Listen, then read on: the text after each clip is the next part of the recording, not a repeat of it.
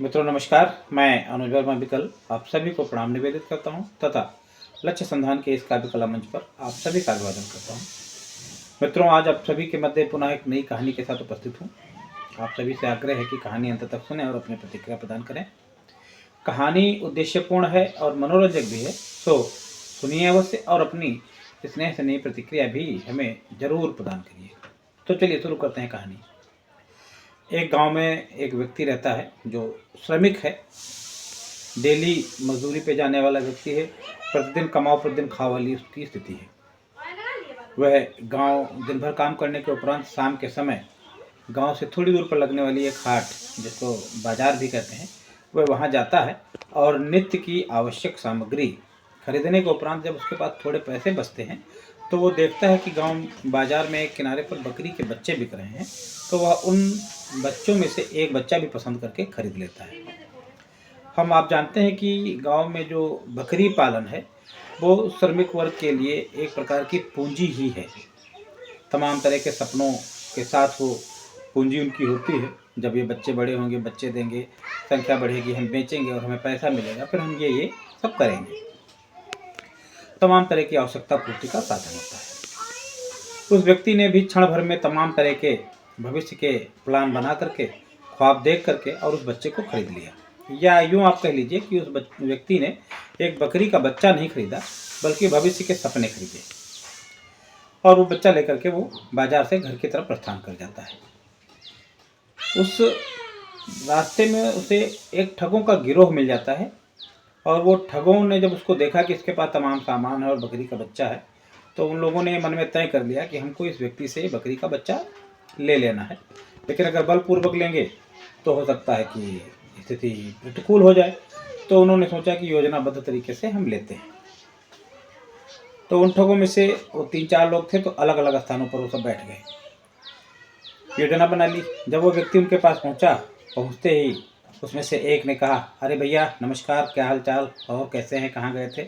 तो उसने सहज ही, गांव का व्यक्ति था, उसने सोचा कि कोई होगा जानने वाला, शायद हम ना जान रहे हो। तो उसने भी अभिवादन स्वीकार किया और अभिवादन की प्रतिक्रिया दी और हाल चाल बताया।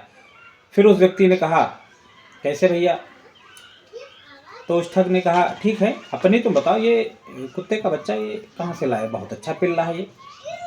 तो उस व्यक्ति ने कहा, नहीं नहीं यार, ये पिल्ला नहीं, तुम देख नहीं पाए ठीक से, ये बकरी का बच्चा है। तो ठग ने कहा, अरे बकरी का बच्चा क्या, आपको बेवकूफ़ बना दिया, खरीदा है क्या कि फ्री में मिला है? तो उसने कहा, नहीं, हमने इसकी कीमत अदा करी है, हम बाजार से खरीद के लाए हैं। तो उसने कहा, तो तुमको ठग लिया जिसने भी दिया, ये पिल्ला ही है। इतना कह करके वो ठग वहाँ से चला गया। उसकी योजना ही थी ये।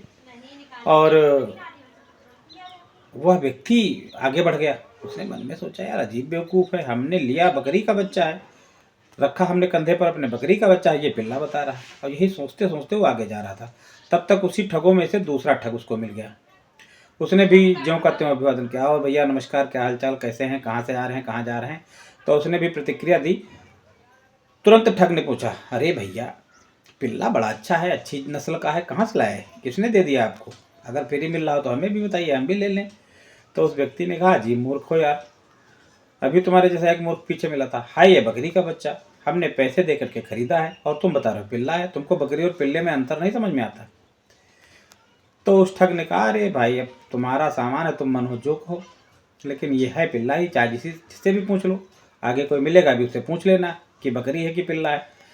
अगर तुमने खरीदा है तो तुमको ठग लिया किसी ने, ये है पिल्ला, बकरी का बच्चा नहीं। यह कह करके ठग वहाँ से चला गया और वह व्यक्ति भी आगे बढ़ गया, मन में सोचते हुए, यार एक आदमी गलत, 2 आदमी गलत, चलो देखते हैं, कोई मिले आगे उससे पूछते हैं। तब तक वो आगे जैसे बढ़ता है तो तीसरा ठग उसको मिल जाता है, और भाई क्या हाल चाल? उसने कहा, अच्छा हाल चाल बाद में बताना, ये बताओ ये जो तुमने पिल्ला लिया है कितने का लिया है?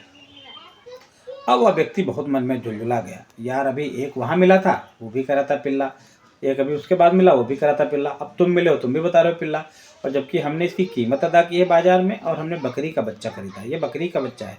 तुमको सबको समझ में नहीं आ रहा कि पिल्ला और बकरी में क्या अंतर है? तो ठग ने कहा, भाई है पिल्ला, तुमको जो लगता हो। और इतना कह करके वो फिर चला गया। फिर वो आगे बढ़ा, चौथा ठग बैठा हुआ था। तो उस ठग से बोलने से पहले ही उस व्यक्ति ने पूछ लिया, भैया अच्छा ये बताओ, नमस्ते नमस्ते बाद में करना, ये बताओ ये हम जो लिए जा रहे हैं ये क्या है? तो उस ठग ने कहा, ये तो बहुत अच्छी नस्ल का पिल्ला है, इसमें क्या शक है, तो बहुत अच्छी नस्ल का पिल्ला है, ये जिस घर में रहेगा बहुत अच्छे से रखवाली करेगा। उस व्यक्ति ने मन में सोचा, यार एक आदमी झूठ हो सकता है, दूसरे गलत हो सकता है, तीसरा गलत हो सकता है, ये भी कह रहा है पिल्ला है, इसका मतलब हमको किसी ने ठग लिया है, जिसने हमको बकरी का बच्चा बता करके इसको दिया है। उस व्यक्ति ने तुरंत ही उस बकरी के बच्चे को फेंक दिया और झुलझुलाते हुए अपशब्द कहते हुए बकरी बेचने वाले को और अपने घर की तरफ प्रस्थान कर गया। उस ठग ने उस बकरी के बच्चे को उठा करके और अपने घर की तरफ चला गया। कहानी का उद्देश्य आपको सुनाने का यह था कि हमने यहाँ पर देखा कि हमने वो श्रमिक जो था जिसने अपनी मेहनत की पूंजी लगाई, लेकिन दूसरों के कहने पर आकर के अपने ही निर्णय को सही नहीं ठहरा पाया। तो हमें हमेशा ध्यान रखना चाहिए कि हम जो निर्णय ले रहे हैं अपने विवेक से, वो हमें इस पर विश्वास रखना चाहिए कि हमारा निर्णय सही होगा। दूसरे, सही और गलत में विभेद करने का विवेक हमको स्वयं होना चाहिए। ये दुनिया में बहुत ठग हैं जो हमारा कभी भी कहीं भी किसी भी रूप में नुकसान कर सकते हैं। जय हिंद, जय भारत।